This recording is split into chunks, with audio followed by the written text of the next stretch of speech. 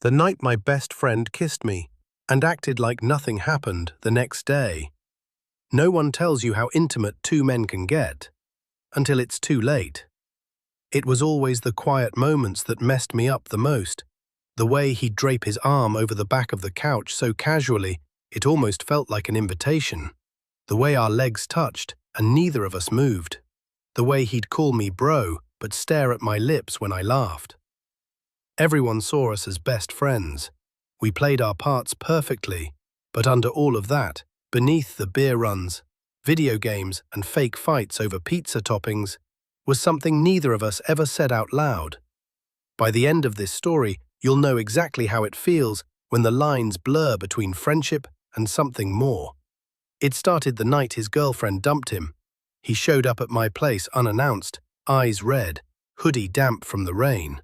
He didn't say much, just handed me a bottle of something cheap and walked in like it was still his home too. I didn't ask questions. I just opened the bottle, handed him a glass, and let him sit in silence. We watched some movie. I don't remember what.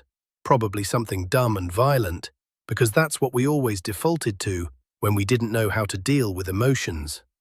Somewhere between the third and fourth drink, he started talking. She said, "I don't open up," he mumbled. I looked over. His eyes were glassy, not just from the alcohol. "Do you?" He shrugged. "I do with you."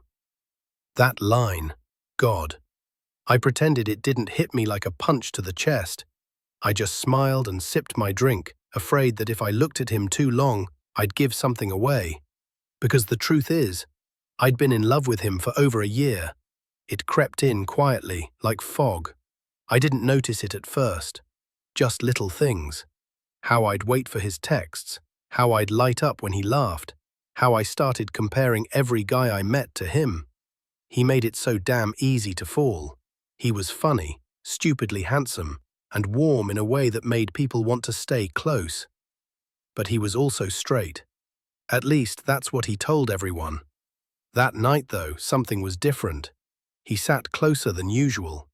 Our knees pressed together, but this time he didn't shift away. He leaned his head on my shoulder during a quiet part of the movie. I told myself he was just drunk, that he needed comfort, that I shouldn't read into it. But then he turned his face toward mine and kissed me.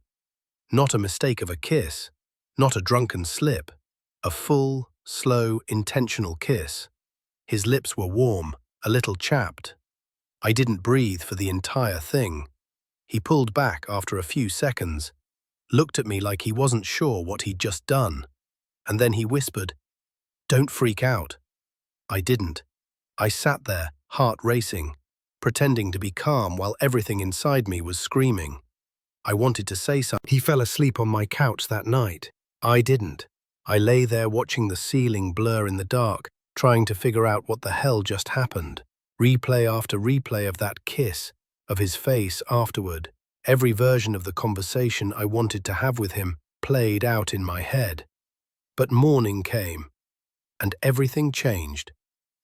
He woke up, stretched, made a joke about my shitty couch hurting his back, and went straight to the kitchen to make coffee. Like nothing happened, like he hadn't kissed me, like I hadn't stayed up all night reliving it. I waited. I thought maybe he'd bring it up. Maybe he was scared or confused. Maybe he just didn't know how to start. But he didn't say a word. He left that afternoon with a thanks man and a half smile that didn't reach his eyes. And I stood in the doorway, watching him walk away like he hadn't just detonated something inside me. I tried to convince myself it wasn't a big deal, told myself it was the booze, the heartbreak, the late hour, that people do weird shit when they're drunk and sad and desperate to feel something, that he didn't mean it, that it wasn't what I thought. But then I'd remember the way he looked at me right before it happened, the way his hand hovered near my thigh like he was asking for permission, the way his lips lingered just for a second too long. And suddenly all the lies I'd told myself stopped working. I started noticing everything more sharply, the way he'd brush against me when he didn't need to, the way he'd glance at me out of the corner of his eye during a joke, like he was checking if I got it. The nights he'd stay over, even though his apartment was 10 minutes away, He'd sit too close, laugh a little too hard. It was torture, beautiful, confusing torture, because if it meant something to him, why didn't he say anything? And if it didn't, why the hell did he do it? I wanted to ask him, God, I wanted to just say the words and force it into the open. But every time I got close, I'd see the way he'd switch the subject, or how his walls would go up the second something emotional came close. And I was scared that if I brought it up, he'd tell me it was nothing, that it didn't mean a damn thing, that it was a mistake. And once you hear someone you love say it was a mistake, you can't unhear it. That shit echoes for years. So I didn't ask. Instead, I started pulling away in small ways. I stopped replying instantly. I made excuses not to hang out. I forced myself to go on dates with other guys who were open and clear and not hiding behind straight boy confusion. But none of them were him. One night, a few weeks later, he texted, "You good? You've been weird." I stared at that message for a long time. You've been weird. Not, did I mess something up? Not, was it the kiss? Just, you've been weird. I wanted to scream. I wanted to throw my phone across the room and walk to his place and shove him against the wall and say, "What the fuck are we doing?" I wanted to tell him that I couldn't keep pretending, that I couldn't keep sitting next to him like I didn't remember how his lips felt on mine. But instead, I typed back, "Yeah, just been busy." And that was it. That became the script we stuck to. The quiet, loaded avoidance, the pretending, the ghost of that night following us like a shadow that got longer with every passing day. I could feel it every time we were alone, the electricity, the silence that hung just a little too long, the way we'd both smile and look away at the same time, like something unsaid had passed between us. But he never brought it up, and I was too much of a coward to be the one who did. I started to wonder if he even remembered it. That night, that kiss. Sometimes I'd catch myself staring at him, hoping for a flicker of recognition, a shift in his expression. Anything to prove I wasn't the only one carrying it like a damn secret tattooed on my chest. But he was good, too good, at acting normal, like it never happened, like I was the one dreaming. And maybe I was. Maybe I read too much into it. Maybe he really was just heartbroken and drunk and lonely. Maybe I was just the closest warm body and he needed to feel wanted. That's the part that cut the deepest. Not that he didn't love me, but that I might have been nothing more than comfort for a moment he won't even remember. But I remember. I remember the taste of tequila on his tongue. I remember the tremble in his breath. I remember the way his hand grazed the back of my neck, tentative but certain.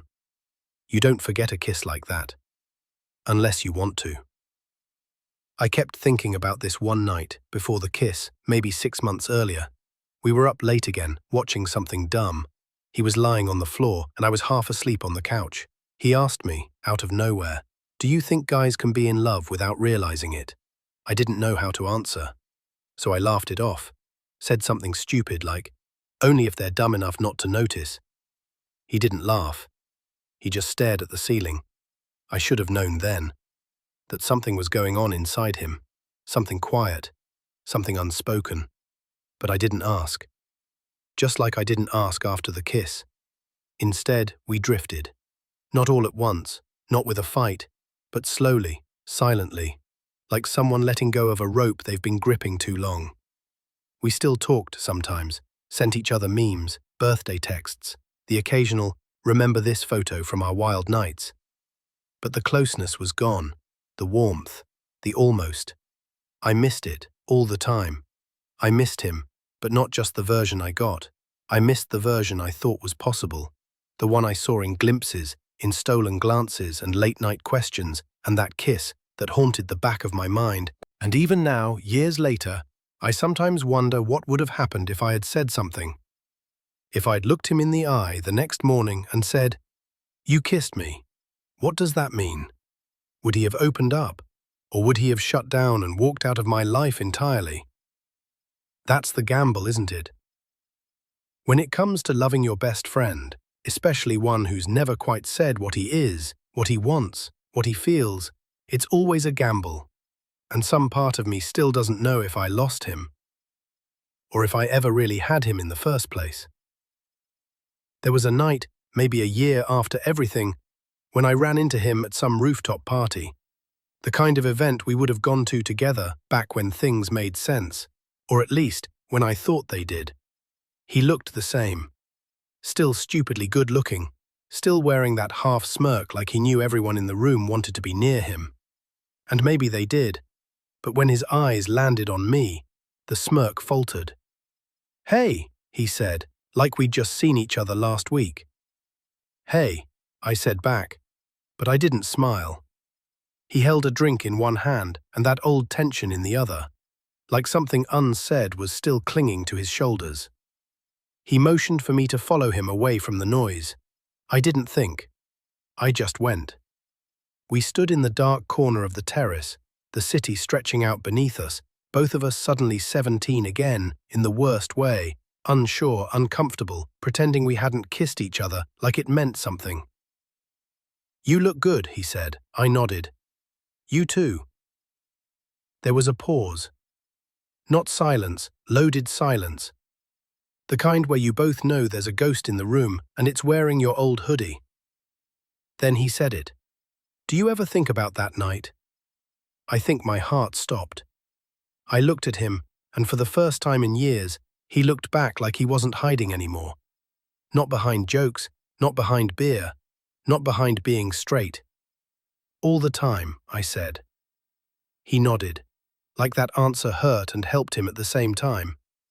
"I don't know what it meant," he said quietly. "I don't even know if I meant to do it. But I think some part of me did." I didn't speak. I couldn't, because it was everything I'd wanted to hear, and yet it didn't feel like enough.